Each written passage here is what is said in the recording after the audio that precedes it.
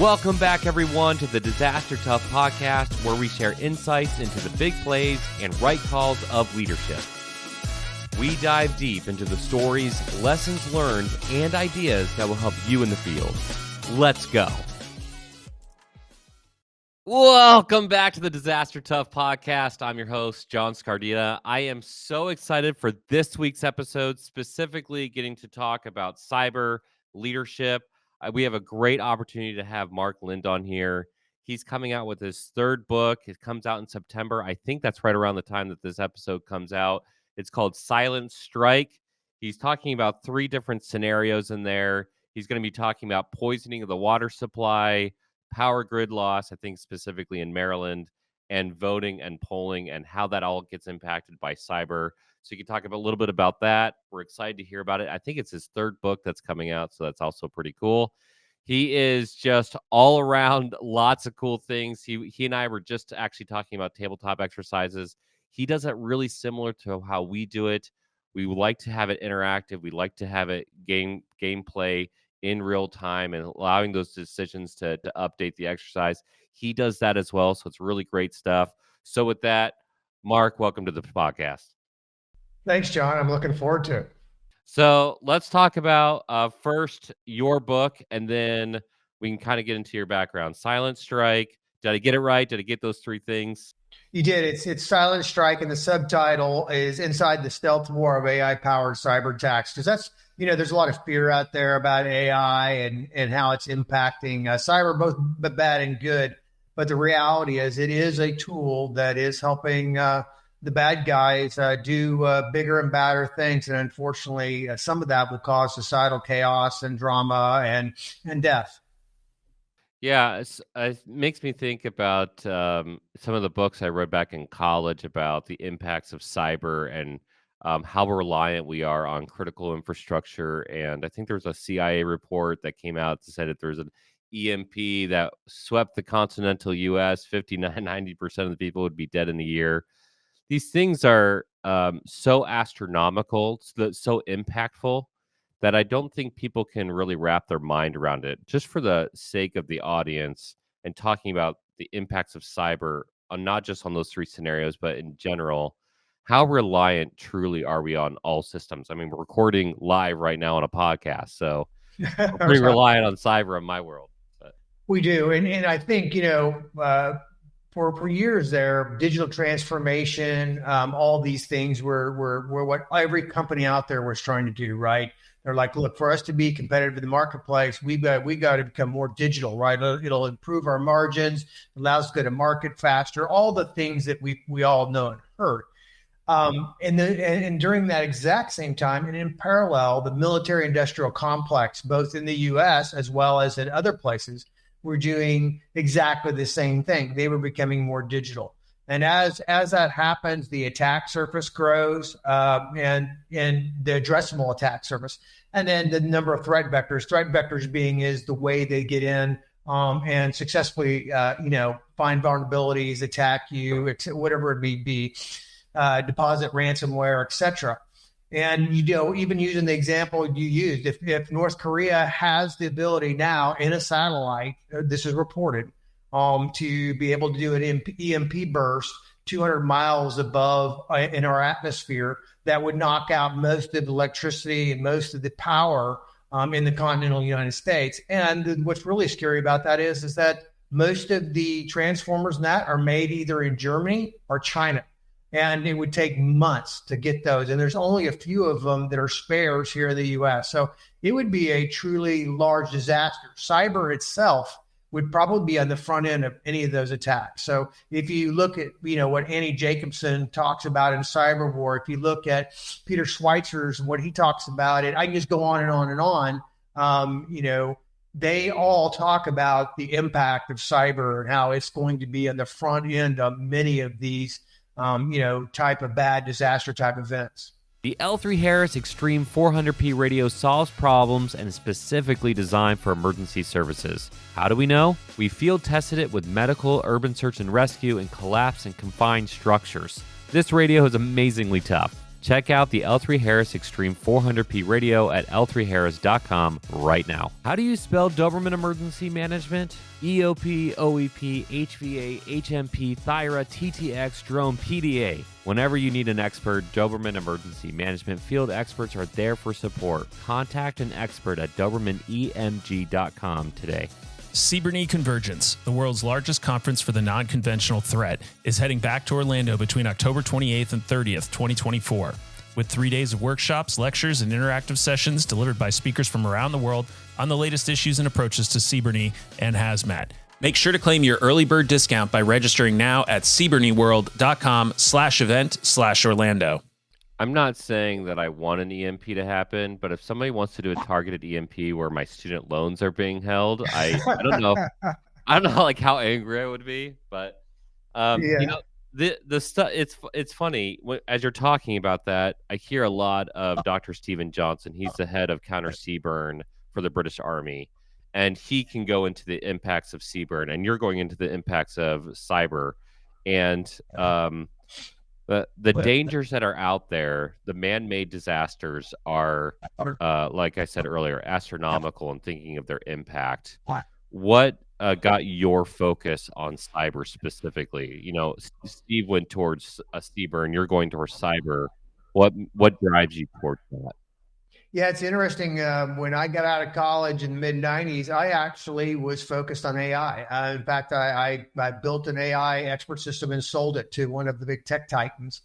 And, that was my first dip and taste. Of course, like any young entrepreneur, I blew all my money on ridiculous stuff. But nonetheless, as I was going along, cyber really leaped off the page for me because it goes across all mediums. Right. So there is no cyber is just a here or there or it's isolated. It actually goes across all mediums, which is what we're seeing now with AI. Right. We're seeing the same thing as it spreads across all mediums and becomes, so hyper important. And then the other thing is I was in the military. Right. I was in the 3rd Ranger Battalion, 2nd Airborne, and my fire control for my mortars was a computer. And so those kind of things really started to interest me. And as I went into industry, one of the things, I had a conversation with a major general that was, and I have a lot of military contacts still that I deal with. And this major general was really sharp. He worked at DARPA. And one of the things he told me was, him and I were just having a conversation. He said, "Look, Mark, you were in the military." He goes, "I think you seem to be smart. We're not sure yet, right?" And really a funny guy, but he says something very prophetic. He goes, "Mark, all the major weapon systems out there, right? So now think of cyber as a weapon system. And it is. It's being weaponized in so many different ways. And it's you look at an F-35 now, it is a cyber weapon. It has great cyber capabilities. And we can just go on and on and on." He said, "When was the last time you saw a major weapon system not used?" And I sat there and I said, "I don't know of one." He goes, "Do you know why? Because there isn't one." He goes, "Once they've appropriated that budget, they've applied it, they've gone out and did that. To get the next one, they need to make sure that they made some movement forward with that one." He goes, I'm talking at a very high level. There's obviously a lot more involved in that. He goes, "But Mark, if they have a weapon system, they're going to use it. It's just against whom and when." And so, all these cyber weapons that are being developed, at an incredible pace, especially with AI, which is part of what my book's about. That is what we're going to face in the future. And AI does not make a distinction. It doesn't have emotion. It doesn't care about you. And so these disaster scenarios like the ones that you cover, right, are going to be part of that. Cyber is going to be on the front end of that piece, and it's going to make things worse. It's going to aggravate the situation. It's going to make it harder to recover. It's going to make it more difficult for emergency response to actually respond because a lot of their systems are digital. Yeah, you mentioned that. There's always this fear of implementing new tech because we're afraid that if we implement the new tech, then somehow, if CrowdStrike happens again, some random update, let alone, a foreign actor getting involved, that they won't be able to do their job. But if you're a ranger, the reality is, like, you have to worry about both, right? You need the latest and greatest in order to do your job, but also have contingencies for if those systems are impacted. My fear is that, rather than implementing technology, is that people are losing basic competency. And just curious on your thoughts on the duality of that reality. I don't want to sound like I'm 1995 hip hop, but the yeah, the duality of that reality is like you need to have the latest and greatest in order to do your job because you have to beat the other guy and you have to have systems that can protect those systems. But it is in one way, maybe many ways, creating such a huge vulnerability. How do you balance those two things? Like, what is an organization supposed to do from a leadership perspective of latest and greatest, but protecting against, the vulnerabilities that that's creating? Yeah, no, I think you bring up a great point. An organization is like a living, breathing organism. If you think about a county or a city or a state, when you look at that, people come, they go, right? They find another job, they move in positions, they get promoted, they take PTO, they go out, get hit by a car, whatever it may be, right? There's just so many different variables there on the makeup of those that are going to be using those systems. So, when you have these systems, it's kind of a duality. You don't want to become so reliant on it that you start to lose your ability to be able to respond to an event if those systems are not available. And that is a very distinct and likely possibility given what we know. But on the other hand, with all this turnover, with all the change, right, and planning for that change so that you can respond adequately, not having those systems and not continually training people on those systems and using them to help guide them along that process puts you in a very distinct disadvantage. And so I think there's this duality that you constantly have to deal with. And that's why having really competent management that understands this and goes to the training like that you provide and we provide, and learning how to, think on their feet and reliably, use systems and backup systems is just a fundamentally critical situation, but it's not getting enough attention. There's not enough of you and your organization, our organization out talking about this, and it leaves us as a society very vulnerable. My audience harps on me a lot because I won't say I poke at resiliency, but I believe mitigation's better than resiliency. I'd rather not have to deal with the problem than try to bounce back from the problem. However, there's a time and place for resiliency. I have found in the disasters I've gone to, whether it was something like a hurricane or a wildfire or even an active shooter, the survivors in dealing with those, the people are much more resilient than we give them credit for typically. However, even myself, like, I think about my own systems. I do this like weird game of like, what happens if the whole thing goes down? Like, could I get to my in-laws' house where they have some land? Could I, how fast can we start farming? It's an amusing thought. I don't know how realistic it is. I don't know. I don't have enough of the background to understand the case studies of people who, outside of like an immediate onset disaster, like a hurricane or a wildfire, how they actually overcome those things outside of maybe like what's happening right now in there's a great case study by the UN about some communities in I think it's Ghana. I forget, somewhere in Africa, but they didn't go from rotary phones to huge cell phones to smaller cell phones. They went straight from nothing to cell phones, and the jump in that technology, but that jump creates a huge vulnerability there. What is your thought process on actually creating that resiliency? How do you do it? I mean, if you know about this, what are you specifically doing about it? Yeah, I think one of the things you learn doing enough of these tabletops, spending enough time with these vulnerable organizations as they, try to make that determination. Am I going to spend more money on protect and detect or respond and recover, right? And which way and there's a balance there that you have to find. And but I think the interesting thing and where it applies to what you just discussed is when we ask them, okay, assume that you now have nothing, right? So we're going through the incident response and the business continuity. And incident response often becomes business continuity within 48 hours, 4 to 8 hours, not 48 hours, 4 to 8. And then can be disaster recovery shortly thereafter. It happens very, very fast. You think about it, ransomware encrypts at 55,000 files a minute, some of the advanced variants out there. So with that, that not having paper backups, not understanding the things that you used to do in between that you can go back and rely on is really puts you at a distinct disadvantage and probably will cost lives, time, effort, or money, or all of the above. And I think one of the things we talk to them about all the time is, are you ready to go back to paper?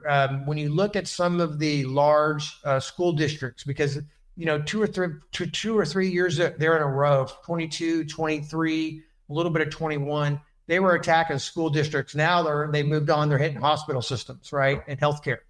But they were hitting them really, really hard. And one of the things we learned during that as we went in and helped them recover was they did not have reliable backup systems. They were not prepared to do that. And it really hurt real people. And I'll give you one not so easily thought about scenario. 2 or 3 of the districts got hit really, really hard. And where the biggest impact was, if you went back and talked to the CISO, the CIO, and the executives afterwards, the superintendent, was they couldn't pay their hourly employees. So the cafeteria workers, the security guards, the bus drivers, the hourly employees that cannot afford, they live check to check, they cannot afford an outage. They can't go tell their mortgage holder, hey, I can't pay you because we had a cyber attack. It doesn't work. They didn't have the ability to go back and do it in paper. In fact, they didn't even know how to get to the system to find out what they were supposed to pay them.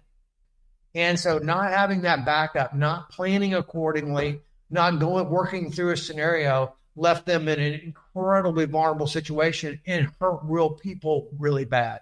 And, one that I can think of, and I'm going to be careful. I don't want to say names, but this is one of the largest in the country. When they got hit, they actually provide over 100,000 meals a day to those in need. So sometimes breakfast, lunch, and dinner. And during that time, they were unable to do that. They were unable to pay their suppliers. They were unable to take care of the cafeteria workers, the delivery drivers, everything. The bus drivers that drove around and provided some of those meals, even when there's not school, they're still doing that. And I think a lot of people are unaware of those type of scenarios, but those were greatly impacted, and it hurts real people. Kids go hungry, people get hurt. People lose their homes, they lose their car. That's real. Those are real bad results because you didn't have a plan and you weren't able to go back to, like you described, to some of the systems you did along the way where you could fall back on them. I'm not going to lie. I do not want to go back to paper. So if you could just take out all the people who want to, hurt those systems. I remember reading a couple years ago of a university that was their financial systems were hit, and it ended up closing the university. It was a small college. I think it was in California. Could be wrong, but a small college can't do their financial systems. Goodbye university or goodbye college. I also think about the one that's in Florida. You mentioned going to Florida before we start recording. What was it like? It was like a water filtration plant. Everybody had the same password. Everybody across the board. Yeah, I think about that. Like, there is like real danger from foreign actors really trying to disrupt critical infrastructure, and then there's just opportunity because somebody's an idiot and they all share the same password. How does public safety address this from an organizational standpoint, business continuity? When you have people in and out, you could have, like I said, the espionage all the way through. But I would say most of the time it's just opportunity because people don't understand the impacts of cyber. What are some things that people could do like right now that allows them to remove some of that vulnerability in cyber? Yeah, one of the things I talk about all the time, and by the way, would you do how you just described that for that university? That happened during the CrowdStrike issue. There were several universities that were unable to access those systems and do all that, as were airlines and others. So, and by the way, it happened with SolarWinds too. So this is not something new. The fact that they're not prepared is a little scary. And that's really where I think the tabletops that your organization, my organization provide really help them. You look at the public sector, and they use tabletops quite a bit. It's a pretty well known and described scenario. Commercial and enterprise, not so much, although they're just as vulnerable. They may spend more money, but they also have a different type of attack surface and different threat vectors, which make them vulnerable. I think that one of the things that to directly address your question, somehow, some way, they've got to make investments in educating their staff, their employees, the citizens, whatever it may be, their constituents, whoever that customers, etc. They've got to make sure that everybody realizes security is everybody's responsibility. It is not just the CISOs. That is a horrible, horrible thing that's going on all across our country as well as all around the world. Everybody seemed to think that the CISO has some magic buttons or a system or some AI-powered savior, if you will, and they just don't. It doesn't exist. You're not going to stop 0 days. You're not going to stop insider threats. You're not going to keep somebody from clicking on the $400 Best Buy special phishing attempt. And so having the ability to educate them, have the fallback systems, test those fallback systems, go through tabletops, educate those. There's some fundamental elements in there that if you get those right, you're going to take care of a lot of things. I would say if you add MFA, multi-factor authentication, you add a couple of those items in there along with some good education and awareness, you're going to take away a really huge chunk of the potential threats. Yeah, the problem that I've seen in emergency services specifically is whether it's emergency managers or first responders, i.e., fire, police, EMS, is that those jobs inherently have very little to do with cyber, and so once I start talking about cyber with them, sometimes like the glaze happens, like they feel it's so daunting, they don't know what to do, and so they're like, well, that's the word that always makes me very, very nervous when they say, I'm just something. The just word is a dangerous thing because they think they can operate in a silo and somehow they're not vulnerable in that because they don't want to address it. Right. And so thinking about your perspective and the impacts of critical infrastructure and what can happen, I'm trying to get to the point of that retired fire chief or police chief, that emergency manager who's out there, who's listening right now, and is like, okay, like I realize that like my county or my organization is incredibly vulnerable because we're not doing any of the things that you're talking about. What is step 1, 2, 3 that they need to make sure that they're starting to address this stuff at least? Yeah, I think one of the things that is come out from behind the veil. Everybody, if you're taking public money, you're taking taxpayers' money, right? I don't care if it's in the form of grant, if it's whatever it may be. And there's a lot of different ways that money is distributed out, as we know, probably more than we really want to be honest. Every single person that uses that money, collects a check from that, has a fiduciary and due care responsibility. Whether they accept it or not, acknowledge it or not, it does not matter. That's one of the very first things I say in the tabletop is everybody in this room, regardless, this is a cyber tabletop, you have a fiduciary and due care responsibility, right? So that acknowledging that first helps you understand that you do have a role, you do have a set of responsibilities associated with that. Once you do that, then it's more about, talking through their role, understanding what it is they believe they have, and then addressing gaps, identifying and addressing gaps. And that's what our tabletop does. We focus on gaps. And a lot of times it's communication. It's funny. You were saying something earlier that kind of clicked on me, but I didn't go back to it. But communicating and understanding what it is you're actually responsible for. Like you said, they're like, I don't know. They kind of act like they, but this, I don't know. I'm not, or just, Those are just automatic responses. Getting past those and helping them understand that they need to be able to take action. And one of the other things we always really stress, and I think this is when I oftentimes go back after our second or third one, and I say, look, name 2 or 3 things that made you really, really value the tabletop, right? Mm-hmm. Oftentimes it's around, I have comfort. I can go to sleep at night. I'm not as worried about it. I feel like even though that plan may not be flawless, it may not even be great. We have something more than we have before. More people are aware of it, so they're going to support us when we need the support, right? Because there's nothing worse than not being supported in the middle of a disaster, which does happen, as you know, because they can be very chaotic. My entire life, yeah. Yeah, right.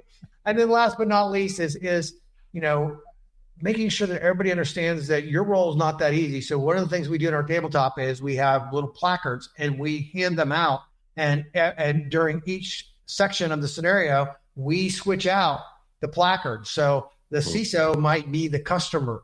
The administrator might be the CISO. Now everybody starts to understand what their role goes to because we ask them questions at the end of each section.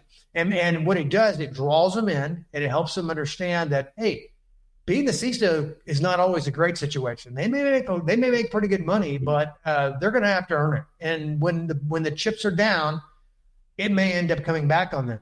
And so understanding each other's roles, responsibilities, having a little bit of respect for what they're trying to do, oftentimes gets them to take that extra step or two to learn a little bit more about how they could become more effective and support the others. And, it's baby steps. You know as well as I do doing this for so long. There's no magic wand. You just can't make these huge, jumps. It's really baby steps and incrementally moving along, especially with all the change and the people rotating in and out of their organization. Hey, we just want to do a quick pause X to thank all of our sponsors with the Readiness Lab Podcast Network, L3 Harris, Forerunner, C. Bernie World, HQE Systems, Ampapar Response Training Center, Impulse, Doberman Emergency Management,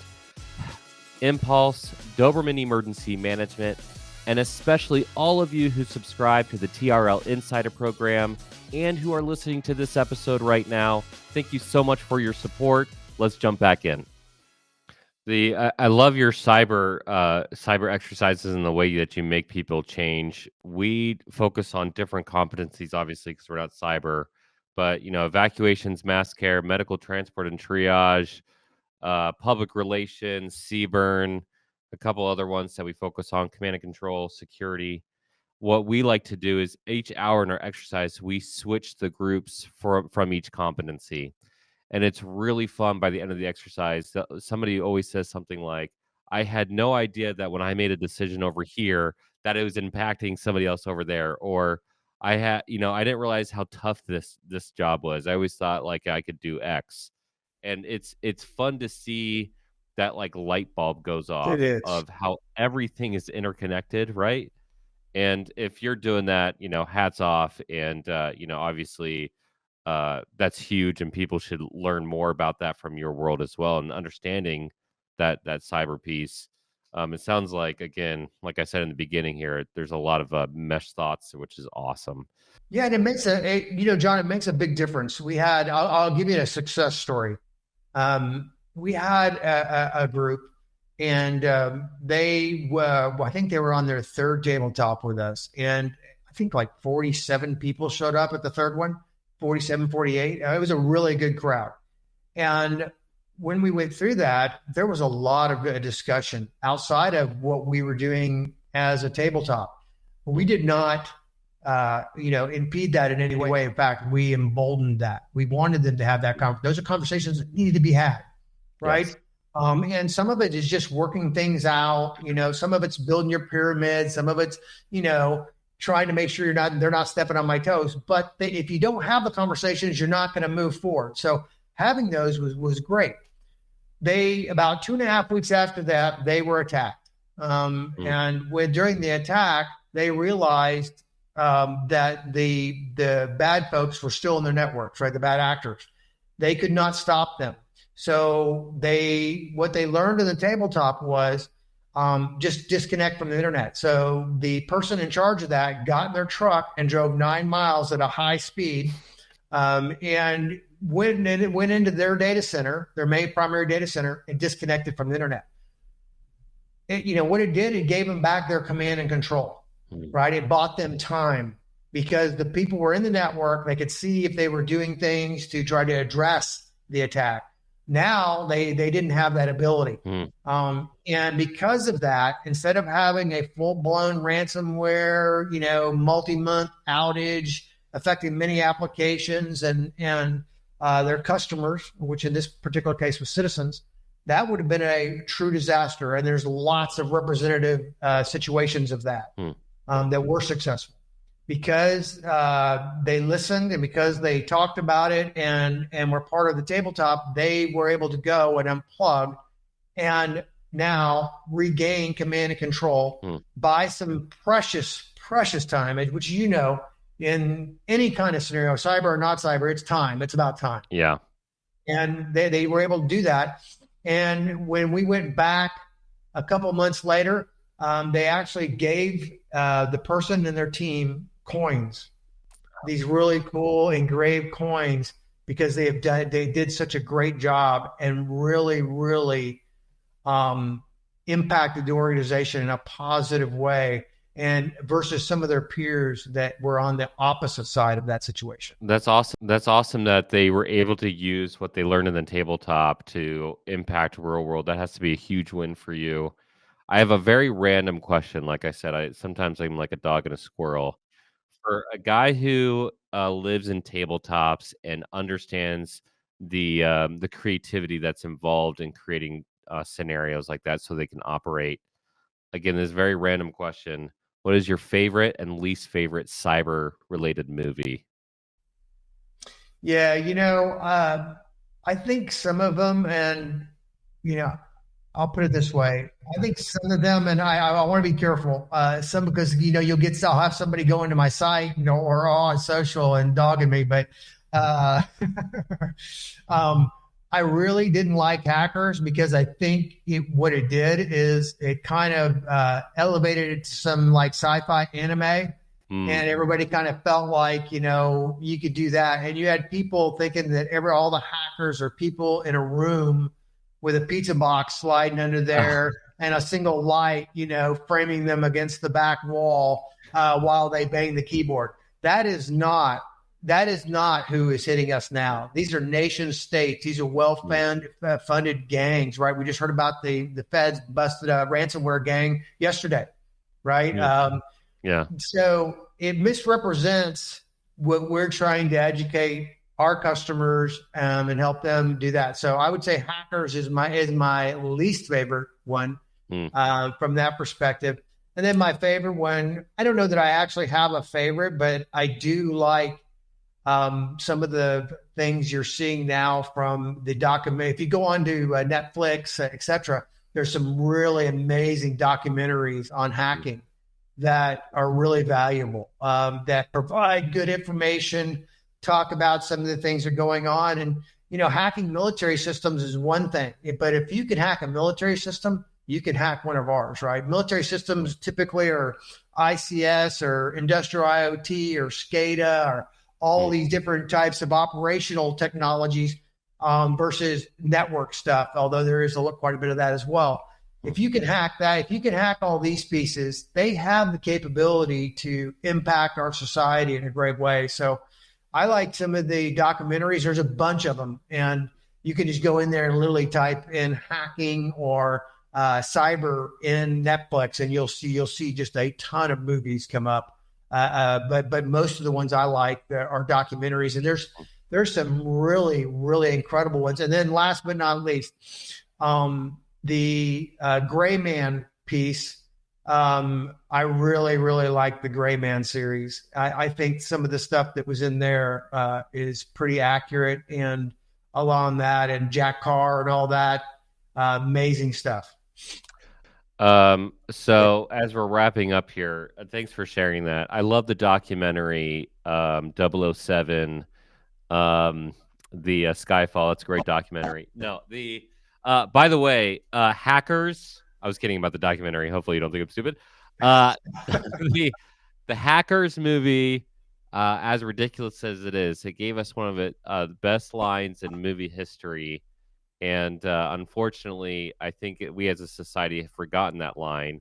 And that is, spandex is a privilege, not a right. So you got that. But outside of that movie is absolutely insane. Okay, as we're wrapping up here, as we like to do with lots of our guests, you've obviously been around the block quite a bit. You've done really cool things in your career. You're doing amazing things now, especially with training other people in the tabletops and teaching other people and providing that leadership expertise.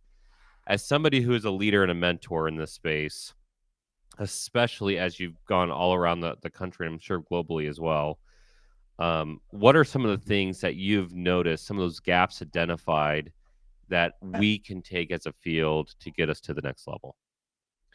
Yeah, there's a couple. One, I don't care if it's cyber or non-cyber.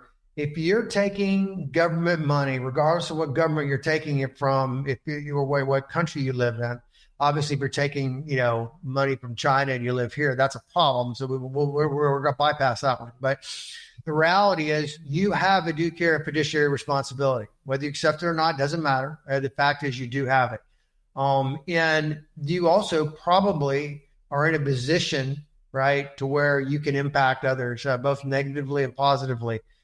So going out there, getting some awareness, and then sharing that awareness and collaborating with others and working through what you're going to do so that when you do have that emergency, and you will absolutely have it, that you're better prepared. It shines well on you. It shines well on your family. It shines well on your team. And, one stat that's always stood out to me is about 2 years ago, there was a stat that said that within 6 months of a successful cyber attack, 42% of the IT and security team will leave that organization. They don't want to be associated with it. They don't want it on the resume, all that. And it's really a horrible sign. And it was because you were not prepared, right? Because in fact, in many ways, if you can remediate, react, and recover and respond very rapidly, they have near real-time systems now. And so you can actually recover and do all that with minimal impact, regardless of whether it's a 0-day or an insider or whatever it may be. So I think, thinking about those things and investing in yourself, making yourself better prepared, just go ahead and accept that you have due care and fiduciary responsibility and act accordingly. To me, those are some things that if you get those parts right, because look, there's a really great thing out there that, Stephen Hawking said. And he said that it's all about curiosity. And he's got a couple different quotes, but effectively, they're all about curiosity. And curious people tend to do a better job in cyber threats. And I would assume that also is the same in most disaster responses as well. Is if you have a little curiosity, you're going to dig a little deeper. You're going to try to understand what are the mechanics or what are the issues involved, what are the gaps, and how do I address them? And so to me, it's all about accepting responsibility, your due care and fiduciary responsibility, getting some awareness, collaborating, and then last but not least, remain curious. That to me is a big piece of the pie. You said something that really stood out to me in all of that was increasing your awareness, your situational awareness. You obviously talking about being curious. One of the things I'm going to tell my audience, as I mentioned earlier in the podcast, is you want to increase your awareness in this, you got to check out Silent Strike. So I'm giving you a big shout out there again, Mark. Thank you. When that book comes out. This topic is the future, right? This is what's going to drive so much of the national security framework, those doctrines that are going to come out, what's going to impact people's jobs. You mentioned earlier, this stuff can really impact real lives, right? It's not just some, some nation state doing some random thing that, oh my gosh, it's going to make the news. It could be the person's trying to drive the bus home. It could be, putting food on the table. And so this stuff is so absolutely critical to talk about. Mark, thank you so much again for coming on. If they want to find Silent Strike, or they want to find you somewhere else, where's the best place to find you? Yeah, you can go to marklynd.com, marklynd.com, and also anywhere on social like X and LinkedIn. I'm all over that. I'm all over that as well. And I do a lot of disaster recovery, a lot of business continuity, a lot of incident response, a lot of pieces around some of the elements and part of the framework that you talk about was disasters and disaster response and emergency response. And we're definitely linked together in that scenario. That's awesome. Well, I'm glad that as we've been building our scenarios, we've been kind of taking a step or two from your playbook. That means that we're doing it right. So we're glad to hear that. Mark, thanks again so much for coming on and talking to me. Thanks, John. Really appreciate it. Yep. If you got something out of this episode, you got to make sure you give us that 5-star rating and subscribe. As we always say, if you have a question for Mark, you can go to his website. You can check out social media. We'll put it in the show notes. If you have a question specifically for him and you want to reach out, you could also contact us at contact@thereadinesslab.com. We'll forward on to him.